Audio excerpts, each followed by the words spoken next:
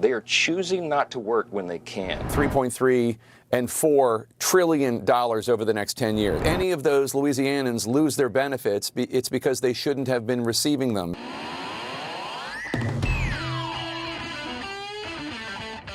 Let's hop in a CNN interview with Republican Speaker of the House Mike Johnson, who just led the way in, of course, passing the largest Medicaid cuts and spending cuts in American history. So to start, if you can, leave us a like. It helps the video and the algorithm tremendously. We really appreciate it. And let's see what context we can add. There are 5 different independent scores of this legislation. Every one of them says that it will increase the deficit somewhere between 3.3 and $4 trillion over the next 10 years. Now, I get you take issue with the Congressional Budget Office and that they don't have dynamic scoring, all this, but this is the emerging consensus among everyone analyzing. They say you're kicking, not only are you kicking the can down the road, but you're making the problem worse. You're adding to the debt.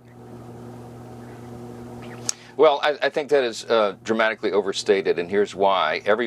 Those same groups can objectively see and acknowledge that this is the largest cut in spending in at least 30 years and arguably of all time. We're cutting over $1.5 trillion in federal spending while we check all the boxes and bring about a pro-growth economy. It's a funny trick he's doing to try and discredit the CBO as if they can't be distrusted and just hope that most people believe him, but they estimated the cost of the 2017 tax cuts rather spot on, where, as we've pointed out, this fiscally responsible mantra, or the whole caring about the debt kind of persona Republicans pretend to have, only exists when Democrats are in power and they want to block social programs, right? Like the debt matters when Democrats want all kids to be fed at school or for college to be free, but not when they're jamming through $5 trillion in tax cuts that predominantly go to the wealthy. And it's hilarious that he brings up the spending because they are doing the largest spending reduction in American history directly on the programs that the middle class relies on. And it's with those cuts that they're set to add over $3 trillion to the debt and deficit. If not for those cuts, it would be $5 trillion. The CBO found that nearly 8 million Americans will in fact lose their insurance coverage because of the changes this bill makes to Medicaid. So how do you reconcile that with what President Trump said?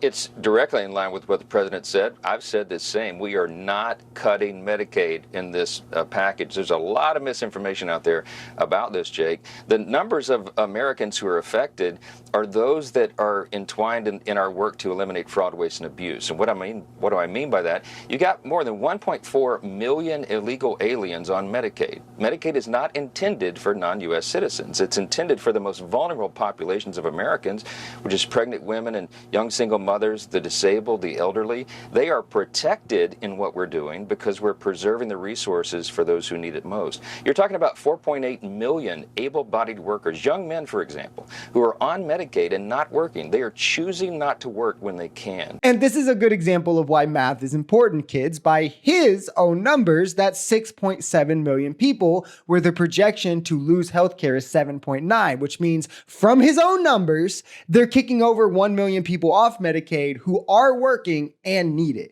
Now, in reality, it's even more than that because there's not undocumented immigrants who receive federal Medicaid. So that number he gave is entirely fabricated. And when you add in the health marketplace provisions, the Obamacare cuts that'll be triggered, the number who will be kicked off of healthcare is actually estimated to be almost 14 million, well over 13, who's going to be uninsured, all while those making under $51,000 a year will see their taxes increase. They're literally taking from the poorest Americans' programs, raising taxes on the middle class, all to force through these rich guy tax cuts. I mean, it's insanity. 1.4 million people in your home state of Louisiana are on Medicaid.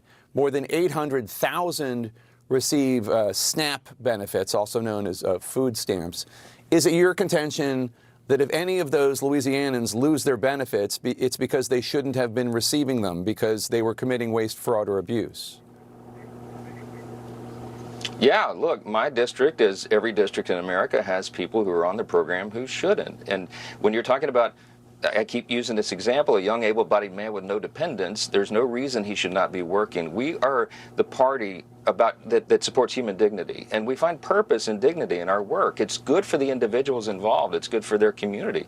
It's good for society at large. When you're talking about work requirements, by the way, it's very flexible. It just means that you either work or you volunteer, do something meaningful in your community, or you're in a job or work training program. And this binary thinking that he's trying to force, of course, avoids the more complicated scenarios that he doesn't have an answer for, like those actively looking for work, those pushed out of work by illness, those caring for a loved one with an illness, and so forth. But we also have to point out, none of this is to help those who need it. They're absolutely cuts. Even if you were only ridding of waste, fraud, and abuse in the nearly $700 billion you're cutting from Medicaid, the idea that you take that money from the program and then spend it on rich guy tax cuts rather than reinvest it back into those who need it in Medicaid makes it a cut. You're still taking that money out of the program that was deemed necessary for the program. If the idea was ridding waste, fraud, and abuse, you would rid of where the waste is going or who it's going to, and then redistribute that money to who gets it. But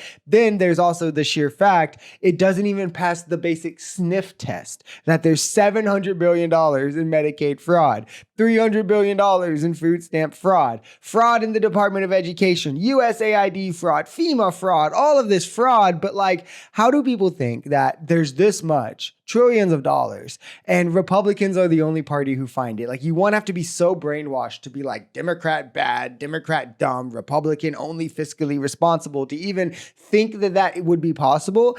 But it also should not pass the sniff test that it just so happens to only exist in programs that the middle class and poor rely on, that rich people pay into with their taxes. Like, there's no government fraud in the government handouts to the CEOs or the banks, no fraud in the Pentagon, none of Elon's contracts had fraud, none of that. But food stamps and Medicaid, hundreds of billions of dollars of it. Like, come on, guys.